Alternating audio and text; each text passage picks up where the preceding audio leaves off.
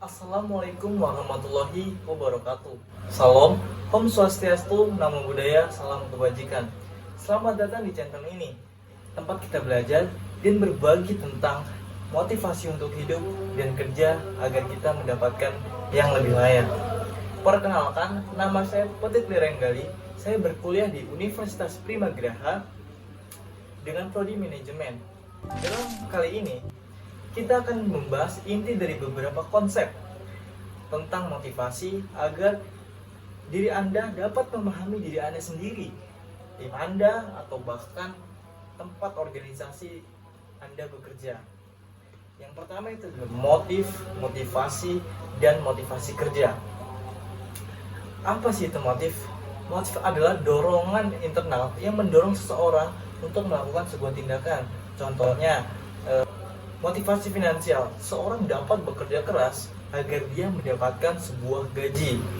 Nah, motivasi adalah energi dorongan untuk mewujudkan hal tersebut menjadi sebuah tindakan nyata.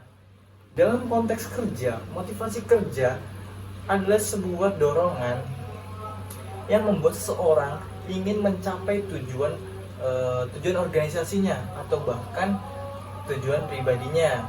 Hal ini tuh kita berikan contoh, misalnya karyawan terbaik atau bonus di akhir tahun. Hal-hal seperti ini tuh dapat meningkatkan motivasi para karyawan. Itu ada pendekatan motivasi dan contohnya. Pendekatan motivasi itu ada dua. Yaitu yang pertama ada pendekatan motivasi internal. Nah, pendekatan ini seperti kebutuhan atau aktualisasi diri. Contohnya, seseorang bekerja keras karena ingin diakui seorang ahli di dalam bidangnya. Yang kedua, ada pendekatan eksternal seperti rewards atau tekanan lingkungan. Contohnya itu sistem bonus yang mendorong karyawan mencapai target agar dia mendapatkan bonus itu sendiri. Yang ketiga ada macam-macam teori. Nah, teori motivasi ini sangat banyak banget.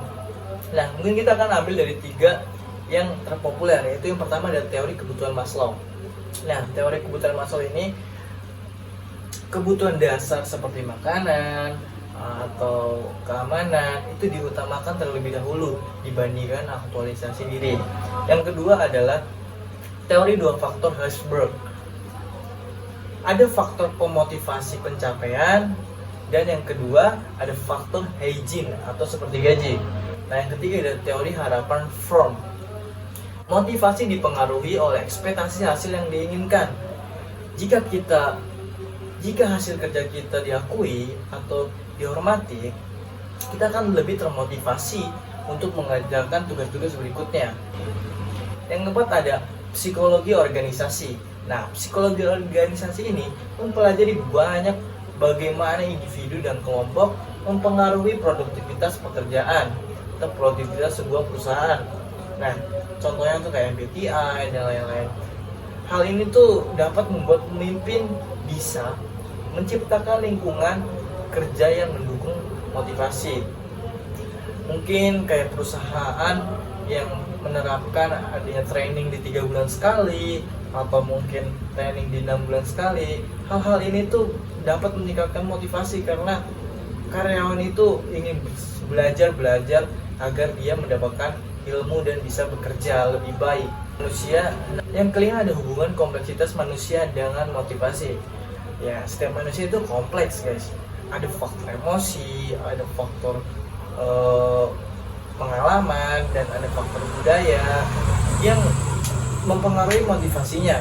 Misalnya, seseorang terbiasa bekerja di tim, pasti dia lebih bersemangat dalam berkolaborasi, mendengarkan pendapat-pendapat orang lain. Nah, sementara ada juga yang ya ingin bekerja sendiri, jadi dia lebih semangat dalam bekerja sendiri. Memahami kompleksitas ini adalah sebuah kunci untuk menciptakan motivasi yang efektif. Karena ada riset motivasi dan model dan susunannya. riset motivasi. Berbicara terkait dengan riset, biasanya tuh terkait dengan pengumpulan data tentang apa yang membuat motivasi individu atau kelompok, lalu menyusun model tersebut menjadi sebuah sistem atau pola.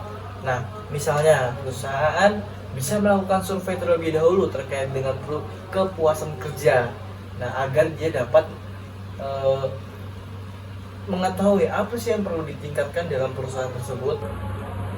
Yang terakhir ada penerapan teknik dan teori motivasi. Nah, bagaimana sih cara menerapkan teknik dan teori motivasi ini? Saya berikan satu contoh, yaitu yang mungkin terkait dengan teori kebutuhan Maslow. Nah, hal ini bisa diterapkan, yaitu memastikan bahwa karyawan mendapatkan gaji yang sangat layak dan prestasi atau mungkin aktualisasi diri.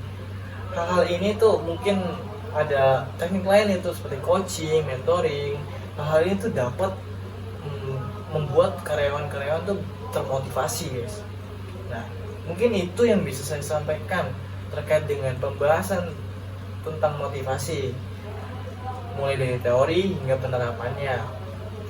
Kalau Anda punya pertanyaan atau ingin cerita tentang pengalaman pribadi Anda, silahkan kirim di kolom komentar. Nah, jangan lupa like, share, and subscribe karena agar tidak ketinggalan konten inspiratif lainnya. Sampai jumpa di next video.